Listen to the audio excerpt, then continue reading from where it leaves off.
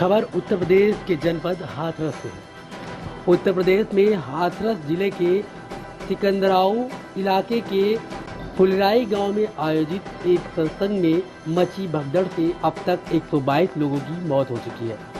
अब यह सवाल उठ रहा है कि सत्संग किसका था। बता दें, यह सत्संग नारायण साकार हरिनाम के कथावाचक का था, जिसके पोस्टर हाथरस की सड़कों पर लगाए गए थे।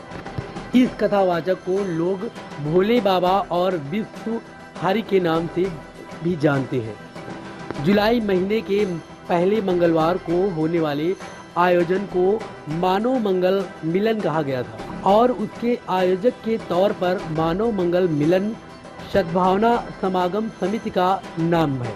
इस मामले की एफआईआर रिपोर्ट में आयोजकों के खिलाफ मामला दर्ज है। घटना के विवरण के तौर पर नारायण साकार के प्रवचन के कार्यक्रम का जिक्र है। सत्संग वाले बाबा की असली कहानी किसी फिल्मी कहानी से कम नहीं है। सूरजपाल जाटो नामक पूर्व पुलिस कांस्टेबल ने नौकरी छोड़कर यह रास्ता अपनाया और देखते देखते लाखों भक्त बना लिए। आइए जानते हैं कि भोले बाबा नारायण साकार हरि उर्फ सूरजपाल जाटो कौन है। नारायण साकार हरि एटा जिले से अलग हुए कासगंज जिले के पटियाली के बहादुरपुर गांव के निवासी हैं।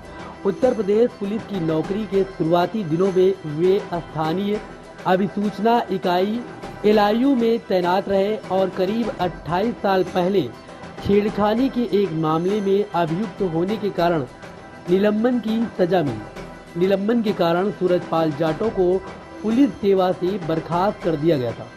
हालांकि इससे पहले सूरजपाल जाटो करीब 18 पुलिस थाना और स्थानीय अभिसूचना इकाई में अपनी सेवाएं दे चुके थे।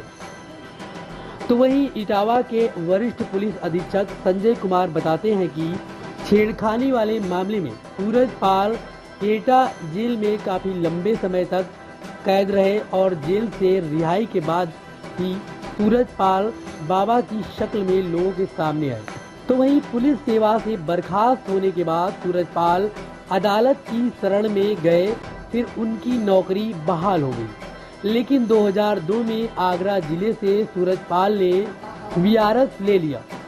पुलिस सेवा से मुक्त के बाद सूरजपाल जाटो अपने गांव नगला बहादुरपुर पहुंचे, जहां कुछ दिन रुकने के बाद उन्होंने ईश्वर से संवाद होने का दावा किया और खुद को भोले बाबा के तौर पर स्थापित करने की दिशा में काम शुरू किया। तो वहीं कुछ सालों के अंदर ही उनके भक्त उन्हें कई नामों से बुलाने लगे और उनके बड़े बड़े आयोजन शुरू हो गए, जिनमें हजारों लोग शरीक होने लगे। इटावा के वरिष्ठ पुलिस अधीक्षक संजय कुमार ने बताया कि 75 साल के सूरजपाल उर्फ भोले बाबा 3 भाई हैं। सबसे बड़े सूरजपाल हैं, दूसरे नंबर पर भगवान दास है, जिनकी मौत हो चुकी है, जबकि तीसरे नंबर पर राकेश कुमार हैं, जो पूर्व में ग्राम प्रधान भी रह चुके हैं। इस बात की पुष्टि हुई है कि अपने गांव में अब बाबा का आना जाना कम रहता है। हालांकि बहादुरपुर गांव में उनका चैरिटेबल ट्रस्ट अब भी सक्रिय है। अपने सत्संगों में नारायण साकार ने यह दावा कई दफा किया है कि उन्हें यह नहीं मालूम कि सरकारी सेवा से यहाँ तक खींचकर कौन लाया। आपको बता दें कि दिलचस्प ये भी है कि नारायण साकार अपने भक्तों से कोई भी दान दक्षिणा और चढ़ावा आदि नहीं लेते हैं, लेकिन इसके बावजूद उनके कई आश्रम स्थापित हो चुके हैं। उत्तर प्रदेश में कई दूसरे स्थानों पर स्वामित्व वाली जमीन पर आश्रम स्थापित करने का दावा भी किया जा रहा है। नारायण साकार हरि अपने सत्संगों में अपने भक्तों की सेवादार बनके करते नजर आते हैं। बहुत संभव है कि यह वह अपने भक्तों में लोकप्रिय होने के लिए सोच समझकर करते हो। वह हमेशा सफ़ेद कपड़ों में दिखते हैं। नारायण साकार पायजामा कुर्ता पैंट शर्ट और सूट तक में नजर आते हैं। हालांकि इंटरनेट पर वह बहुत लोकप्रिय नहीं है। सोशल मीडिया पर उनके भक्तों की बहुत मौजूदगी नहीं दिखाई देती है। उनके फेसबुक पेज पर बहुत ज़्यादा लाइक्स नहीं है, लेकिन ज़मीनी स्तर पर उनके भक्तों की संख्या लाखों में है। उनके हर सत्संग के दौरान हजारों भक्तों की भीड़ दिखाई देती है। ऐसे आयोजनों में सैकड़ों स्वयं सेवक और स्वयं सेविकाएं सेवा की कमान संभालती हैं। पानी भोजन से लेकर ट्रैफिक की व्यवस्था सुचारू रूप से चले, इसकी कोशिश भी 2 घंटा हो गए तो जिंदा एक भी व्यवस्था नहीं है इनके पास। पुलिस प्रशासन की जिम्मेवारी के हिसाब से ये इतना कांड हुआ है।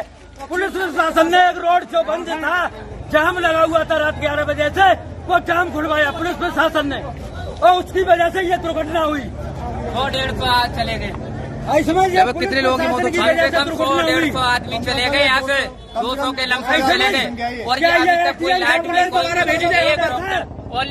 एक डॉक्टर थे, बाकी के कोई नहीं। आगे को अप्लाई नहीं कर रहे, उनको एडमिट नहीं अभी तक कोई दे पा रहे, तो क्या करेंगे? हॉस्पिटल में ऑक्सीजन घंटे में बताइए हमने कैच के लाया, इनमें सांस चल रही है, जान है वो नहीं खत्म हो रही है। ना दरोगा ना मंत्री एसपी कोई नहीं है यहाँ पर। डॉक्टर नहीं है, नहीं कोई ऑक्सीजन है, कोई ड्रिप लगा रहे, कोई सीरियस होगा उसमें ड्रिप लगा दे तभी बच जाएगा। लगभग कितने लोगों की मौत हो चुकी है यहाँ पर?